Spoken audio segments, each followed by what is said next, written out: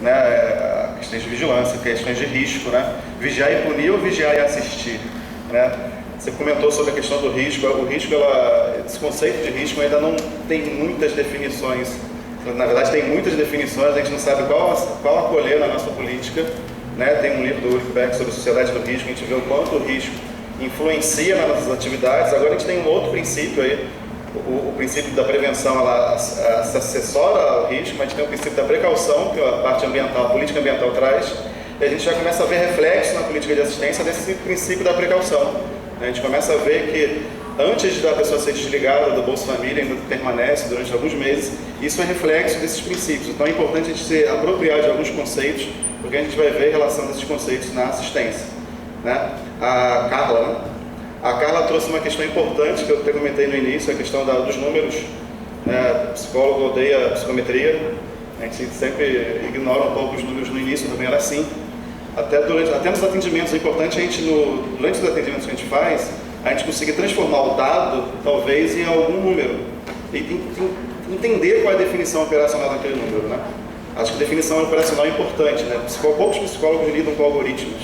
Algoritmos é a definição operacional do que poderia ser um dado.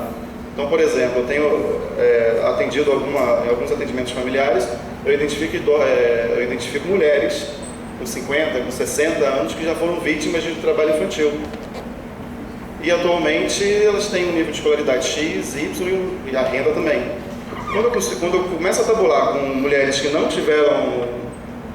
não foram vítimas do trabalho infantil, eu começo a verificar que elas têm renda menor e a escolaridade também. Então, quando eu cruzo um dado que até então está só escrito no meu atendimento, eu consigo verificar que há uma relação entre o PET e o EJA.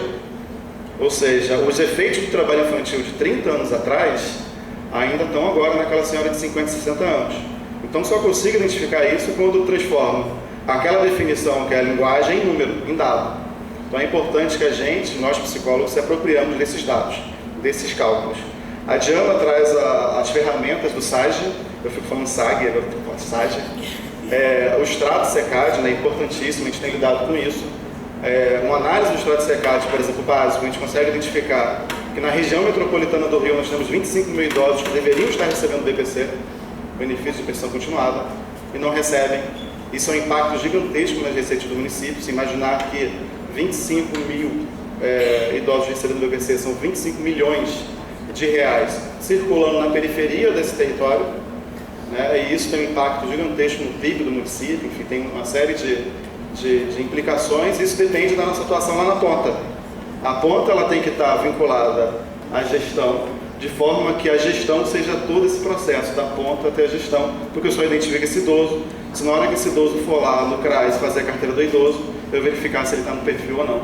Então esse processo de vigilância ele vai percorrer todo o processo da linha de atendimento, tanto da ponta quanto a gestão, tornando esse processo um só. Por isso que é muito importante isso que vocês trouxeram. Vamos abrir para as perguntas. Alguém tem... Vamos lá.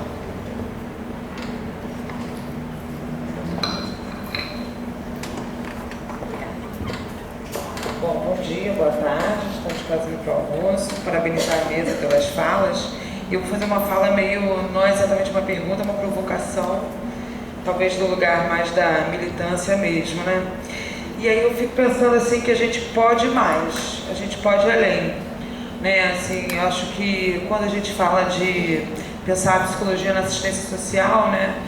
Parece que a gente tem que então entrar numa outra porta. Eu vou entrar numa outra porta, vou falar agora de um outro assunto. Então eu vou falar do nome RH, eu vou falar da resolução, que é um instrumental importante para a gente se apropriar dessa política e a gente poder de fato, enfim, poder promover alguma mudança.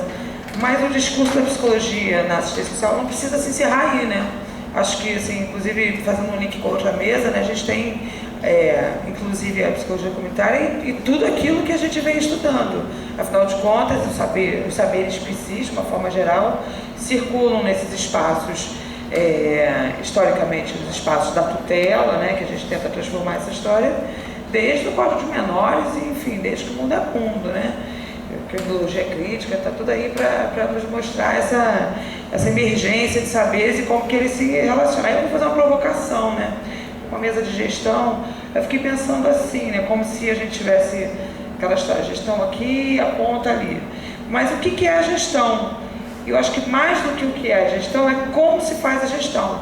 E aí eu estou vindo de 2 dias de conferência que aconteceu no Teatro João Caetano, que uma série de mudanças, né, e tal. No final a gente parabenizou a equipe, né, do Conselho Estadual, porque o lugar foi o lugar mais adequado para a conferência acontecer.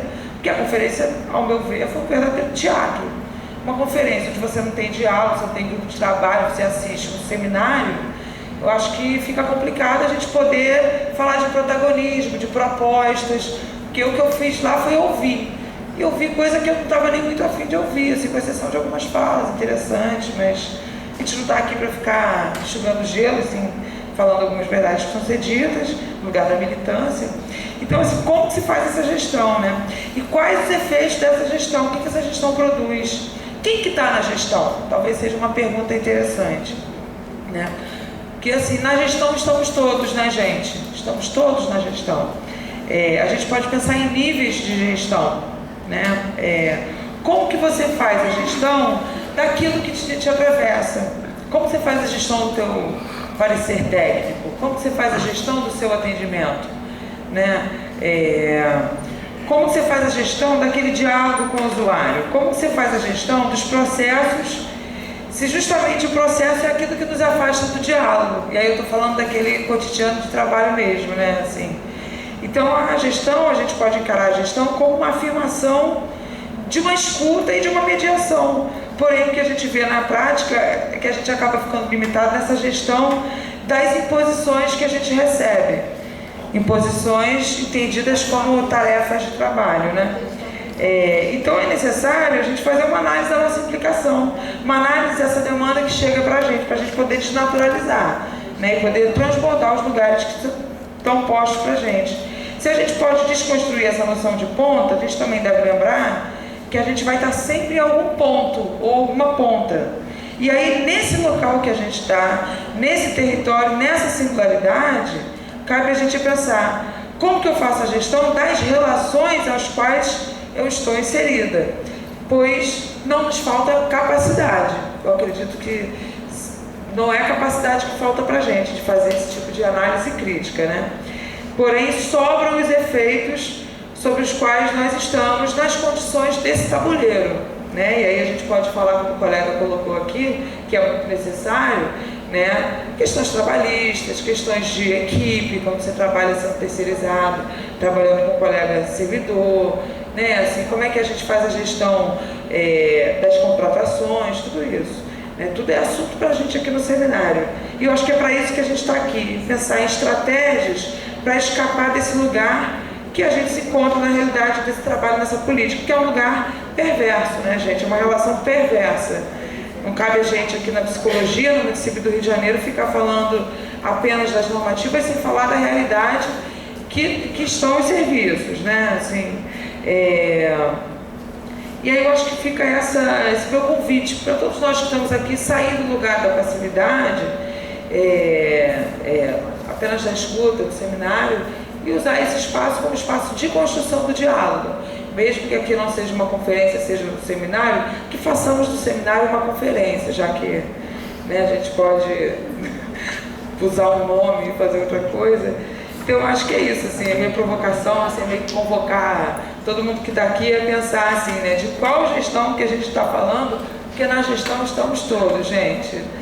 Eu acho que é isso, assim, e eu acho que uma necessidade que a gente tem também para a gente falar de assistência social, desse mapeamento, é a gente falar para além da assistência social, porque eu acho que para a assistência crescer enquanto prática, a nossa prática poder tomar um corpo mais crítico, a gente vai ter que falar de arte, né? Essa hora que vem acontecendo no país com relação a todos os processos artísticos, né? Assim, porque se a gente trabalha, por exemplo, no município do Rio, a gente se relaciona com programas, né? Assim, projetos da prefeitura que levam os usuários para frequentar espaços artísticos, né? Quais espaços vão poder? E qual é a função da arte na promoção da autonomia? Então, quando a gente vai mapear a potencialidade do nosso território, a gente precisa ir além de CAIS e CRES e Centro Pop. A gente tem que começar a ver onde é que estão os museus, onde é que estão os serviços, onde é que está a praça pública, onde é que está uma praça pública para poder trabalhar com o usuário, Pop Rua, alguém, seja quem for, né? Então, assim, a gente precisa transbordar. É isso.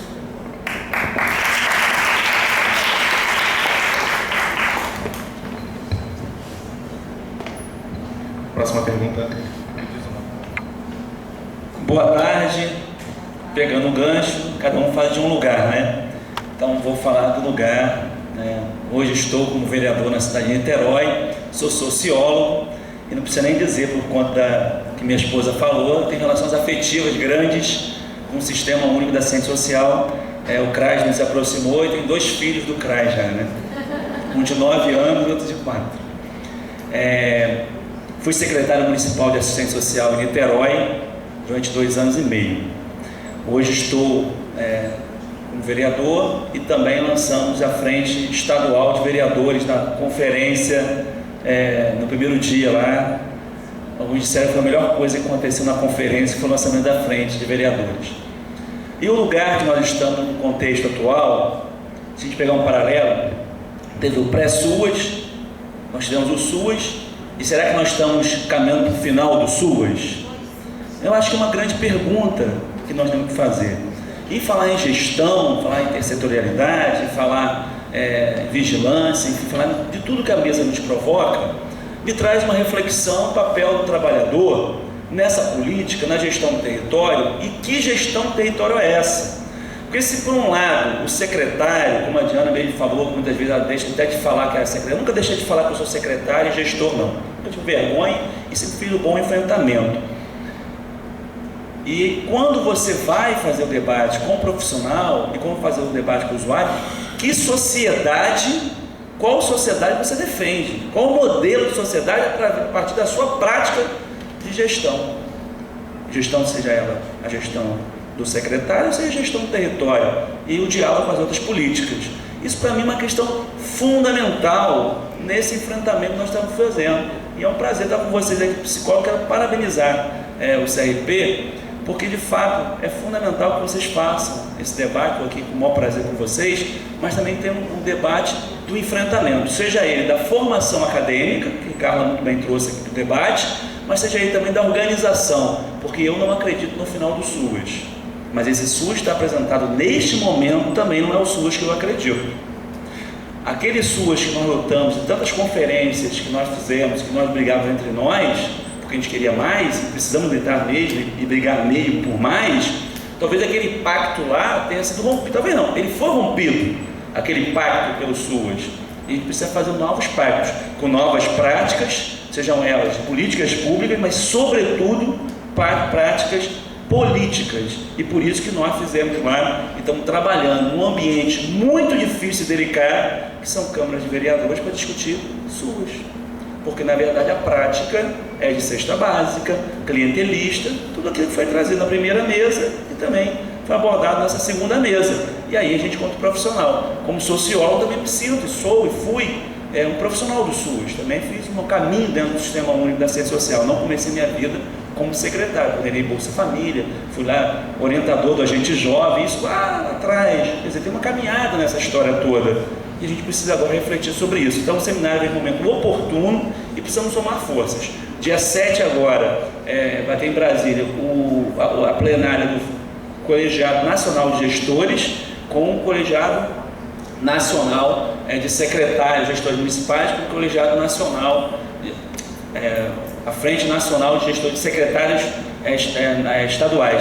E temos a Conferência Nacional. E vamos ter um movimento antes da Conferência Nacional, no dia 4 e 5, que é a Conferência da Resistência. E esse fica o convite também aos psicólogos e aqueles que estão participando para incorporar nessa luta, que é fundamental para a construção daquela sociedade que a gente acredita. Obrigado e agradeço muito, gratidão também pela oportunidade de estar compartilhando com vocês esse momento de debate e diálogo dos psicólogos do Estado.